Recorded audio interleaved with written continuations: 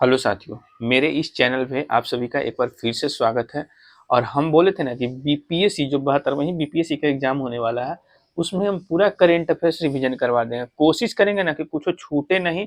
और ऐसा नहीं है कि 25-26 ही, उससे पहले भी कुछ कुछ एक्स्ट्रा फैक्ट होगा ना, उसमें इंक्लूड कर देंगे ताकि आपको पिछला भी कुछ रिवीजन हो जाए। काहे कि अब ऐसा नहीं है कि अब 26 में एग्जाम हो रहा है तो 26 से पूछेगा, चाहे 25 से पूछेगा, कभी कभी थोड़ा सा पीछे वाला डाटा ले लेता है। तो चलिए शुरू करते हैं। तो पहला क्वेश्चन है कि वर्ल्ड प्रेस फ्रीडम डे कब मनाया जाता है। तो देखिए, वर्ल्ड प्रेस फ्रीडम डे 3 मई को मनाया जाता है। ठीक है, वर्ल्ड प्रेस फ्रीडम डे कब मनाया जाता है? 3 मई को। क्वेश्चन ये नहीं बनेगा करेंट में, क्वेश्चन करेंट में ये बनेगा कि वर्ल्ड प्रेस फ्रीडम इंडेक्स में भारत का स्थान कितना है। तो वर्ल्ड प्रेस फ्रीडम इंडेक्स में भारत का स्थान 157 है। ठीक है, और ये वर्ल्ड प्रेस फ्रीडम इंडेक्स जारी कौन करता है? तो रिपोर्टर विदाउट बॉर्डर एक संगठन है। रिपोर्टर विदाउट बॉर्डर एक संगठन है, यही जो है वर्ल्ड प्रेस फ्रीडम इंडेक्स को जारी करता है। और इसमें भारत का रैंक कितना है? 157 है।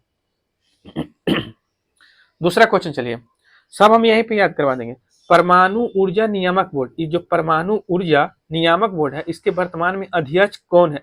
तो एक के बाला सुब्रमण्यम। ठीक है, एक के बाला सुब्रमण्यम जो है वो परमाणु ऊर्जा नियामक बोर्ड के वर्तमान में अध्यक्ष है। याद हो गया, परमाणु ऊर्जा नियामक बोर्ड के वर्तमान में अध्यक्ष कौन है? तो एक के बाला सुब्रमण्यम। अब एक्स्ट्रा फैक्ट चलिए, इंदिरा गांधी शांति पुरस्कार 2026 किसे दिया गया है? इंदिरा गांधी शांति पुरस्कार 2026 किसे दिया गया है? तो ग्रासा मासेल को दिया गया है। ग्रासा मासेल को जो है इंदिरा गांधी शांति पुरस्कार 2026 दिया गया है। बात आया 2026 का, तो देखिए 2026 में जो इंडियन आर्मी है वो 2026 को ईयर ऑफ कंप्यूटिंग के रूप में बनाने का घोषणा किया है। जो इंडियन आर्मी है वो 2026 को ईयर ऑफ कंप्यूटिंग के रूप में मनाने का घोषणा किया है।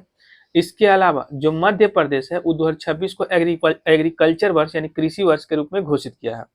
इसके अलावा जो यूएनओ है, यूनाइटेड नेशन ऑर्गेनाइजेशन, ये 2026 को महिला, किसान और चरगाहों का ईयर के रूप में घोषित किया है। तीनों फैक्ट याद हो जाएगा। 2026 में इंडियन आर्मी जो है 2026 को ईयर ऑफ कंप्यूटिंग के रूप में घोषणा किया है, और मध्य प्रदेश एग्रीकल्चर वर्ष के रूप में घोषित किया है, और यूएनओ महिला, किसान और चरगाहों के ईयर के रूप में घोषित किया है। तो ये भी आपको याद हो गया होगा। चलिए आगे देखिए, जो रिपब्लिक डे मनाया गया 2026 वाला, इसे के नंबर का है? तो 77 नंबर का है। तो रिपब्लिक डे 2026 77 नंबर का है। और इसके जो मुख्य अतिथि जो है, चीफ गेस्ट जो है, वो दो लोग हैं, एंटोनिया कोस्टा और उर्सिला वॉन डेन। एंटोनिया कोस्टा और उर्सिला वॉन डेन, ये दोनों जो है ना चीफ गेस्ट है।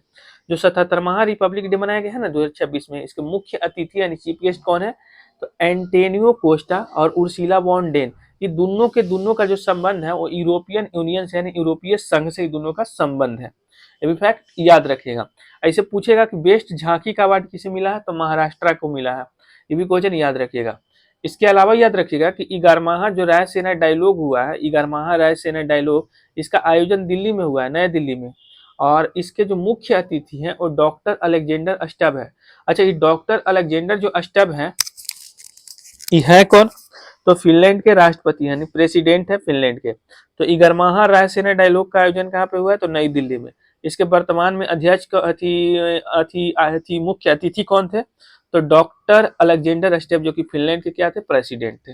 आगे चलिए, बीएसएफ बॉर्डर सिक्योरिटी फोर्स, तो ये बीएसएफ के वर्तमान में महानिदेशक कौन है? तो परवीन कुमार है। परवीन जी बीएसएफ के वर्तमान में महानिदेशक है।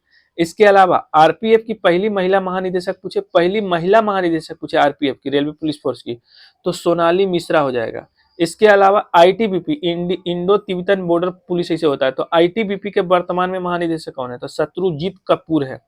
सीआईएसएफ के कौन है? तो परवीर रंजन है। और इसके अलावा एनआईए नेशनल इन्वेस्टिगेशन एजेंसी यानी एनआईए के वर्तमान में महानिदेशक के अध्यक्ष कौन है? तो राजेश अग्रवाल है। पांचों याद हो गया। बीएसएफ के परवीन कुमार, आरपीएफ की सोनाली मिश्रा, आईटीबीपी की शत्रुजीत कपूर, सीआईएसएफ के परवीर रंजन और नेशनल इन्वेस्टिगेशन एजेंसी के राजेश अग्रवाल। आगे चलिए, अगला है कि जो हेनले पासपोर्ट इंडेक्स है ना, हेनले पासपोर्ट इंडेक्स 2026, इसमें भारत का रैंक कितना है? 75। हेनले पासपोर्ट इंडेक्स 2026 में भारत का रैंक कितना है? 75 है। अच्छा, इसको जारी कौन करता है? तो एक संगठन है, international air transport association. International air transport association Henley passport index को जारी करता है। याद हो गया।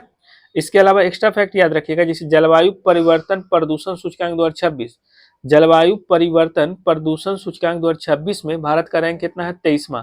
अच्छा, इसको जो जारी कौन करता है? तो जर्मन वाच और new climate institute, German watch और न्यू क्लाइमेट इंस्टीट्यूट जो है इसको जारी करता है। इसके अलावा याद रखिएगा, सतत विकास से लक्ष्य 2026 कौन जारी करता है? तो यूएन यानी यूनाइटेड नेशन जारी करता है। तीनों याद हो गया। हेनले पासपोर्ट इंडेक्स 2026 में भारत का रैंक 75 है, जारी करता है इंटरनेशनल एयर ट्रांसपोर्ट एसोसिएशन। जलवायु परिवर्तन प्रदूषण सूचकांक 2026 में भारत का रैंक है 23वां, जारी करता है जर्मन वॉच और न्यू क्लाइमेट इंस्टीट्यूट। सतत विकास लक्ष्य 2026 को जारी करता कौन है? तो यूएन है। चलिए नेक्स्ट पेज की तरफ चलते हैं। अगला क्वेश्चन है कि यूरो जो है, यूरो को आधिकारिक मुद्रा के रूप में अपनाया है और साथ ही वही देश यूरोजन का 21वां सदस्य बन गया। तो यूरोजन का 21वां सदस्य कौन बन गया है? तो बुल्गारिया बन गया है। बुल्गारिया ही जो है यूरो को आधिकारिक मुद्रा के रूप में अपनाया है। अच्छा, बुल्गारिया का राजधानी कहाँ पे है? तो सोफिया है, ये भी याद रखेगा। तो यूरो को आधिकारिक रूप में अपना आधिकारिक मुद्रा के रूप में अपनाने वाला देश कौन बन गया? तो बुल्गारिया बन गया। इसके अलावा याद रखिएगा कि नमो बुक फेस्ट 2026, नमो बुक फेस्ट 2026 का आयोजन कहाँ पे हुआ है? तो नई दिल्ली में हुआ है। नमो बुक फेस्ट 2026 का आयोजन कहाँ हुआ है? तो नई दिल्ली में। आगे चलिए, एटी कोली दूती पाट योजना, एटी कोली दूती पाट योजना असम का योजना है। असम का योजना एटी कोली दूती पाट योजना। अन्य योजना में जैसे सीएम फ्लाइट योजना भी असम का ही है, अरुणोदय योजना भी, अरुण 2 योजना भी यहीं का असम का ही है, ऑपरेशन फाल्कन का संबंध भी असम से ही है और प्रेरणा योजना का भी संबंध असम से ही है। तो याद रखिएगा, एटी कोली दूती पाट योजना, सीएम फ्लाइट योजना, प्रेरणा योजना, अरुण 2 योजना, इस सबका संबंध कहाँ से है? तो असम से है। ऑपरेशन फाल्कन का संबंध भी कहाँ से है? तो असम से है। असम के वर्तमान में सीएम कौन है? हेमंत बिस्वा शर्मा। त्रिपक्षीय अभ्यास दोस्ती 17, ये जो दोस्ती 17 जो त्रिपक्षीय अभ्यास है, ये किन तीन देशों के बीच में होता है? इंडिया, श्रीलंका और मालदीव। इंडिया, श्रीलंका, मालदीव के बीच में होने वाला युद्धाभ्यास है दोस्ती 17। ठीक, और ये दोस्ती 17 का आयोजन जो है वो मालदीव में किया गया था। आयोजन जरूर याद रखिएगा कहाँ पे इसका आयोजन हुआ है। तो दोस्ती 17 का आयोजन जो है मालदीव में हुआ है। इसके अलावा लामी तीय योजना, लामी तीय 2026 योजना जो अभ्यास है लामी तीय 2026, इसका आयोजन भारत और सेशल्स के बीच में हुआ है। डिजर्ट हंट किन के बीच में हुआ? तो भारत के 3 सेना, थल, वायु और जल सेना, 3 सेनाओं के बीच में होने वाला अभ्यास है डिजर्ट हंट। एक्वेरियन जो है वो किसके किसके बीच में? तो भारत और मालदीव के बीच में होने वाला युद्धाभ्यास है। बोनो सागर भारत और बांग्लादेश के बीच में होने वाला युद्धाभ्यास है। और sea dragon India, America, Japan, Australia और Korea, India, America, Japan, Australia, Korea के बीच में होने वाला युद्धाभ्यास है सी ड्रैगन। तो ये पांचों याद रखेगा। लामी तीय भारत और सेशल्स के बीच में, डिजर्ट हंट भारत के तीनों सेनाओं के बीच में, एक्वेरियन भारत और मालदीव के बीच में, बोनो सागर भारत और बांग्लादेश के बीच में, सी ड्रैगन 5 देशों के बीच में होने वाला है। और लास्ट है बजट 2026-27। जैसे बजट 2026-27 जो है पेश करता कौन है? तो निर्मला सीतारमन है। निर्मला सीतारमन इसको पेश की थी। और इसका मुख्य फैक्ट याद रखिए, जैसे बजट 2026-27 का मूल कुल अनुमानित व्यय कितना रखा गया है? तो लगभग 53 लाख करोड़ भी बोल सकते हैं। एक्यूरेट डाटा याद रखना चाहते हैं तो 53,47,315 करोड़, जो कि पिछले वर्ष के तुलना में इस बार 7.7% ज्यादा है। तो बजट 2026-27 का कुल अनुमानित व्यय कितना रखा गया? तो लगभग 53 लाख करोड़। गैर ऋण प्राप्तियां तो लगभग 36 लाख करोड़। जो है बजट 2026-27 का गैर ऋण प्राप्तियां लगभग 36 लाख करोड़।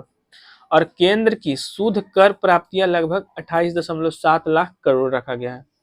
और इसी के अलावा अनुमानित किया गया है, अगर बजट 2026-27 का राजकोषीय घाटा पूछे तो लगभग जीडीपी का 3.5% यानी 4.3% जो है लक्षित किया गया है। राजकोषीय घाटा जीडीपी का लगभग 4.3%। और अगर पूछे कि नाम मात्र जीडीपी वृद्धि दर कितना अनुमानित किया गया है तो 10.5%, नाम मात्र जीडीपी वृद्धि दर। और अगर पूछे कि वास्तविक जीडीपी वृद्धि दर कितना, तो 7%। तो इसको स्क्रीनशॉट लेकर एक बार पढ़ लीजिएगा कि यहाँ से क्वेश्चन बनेगा। बजट 2026-27 के अनुसार कुल अनुमानित व्यय कितना, तो 53 लाख करोड़। गैर ऋण प्राप्तियां लगभग 36 लाख करोड़। केंद्र की शुद्ध कर प्राप्तियां लगभग 28 लाख करोड़। राजकोषीय घाटा जीडीपी का 4.3% लक्षित किया गया है। नाम मात्र जीडीपी वृद्धि दर 10.5% और वास्तविक जीडीपी वृद्धि दर लगभग 7%। उम्मीद करते हैं कि पूरा फैक्ट आपको समझ में आ गया होगा। अगर वीडियो पसंद आया हो तो लाइक, कमेंट, शेयर, सब्सक्राइब सब कर लीजिएगा।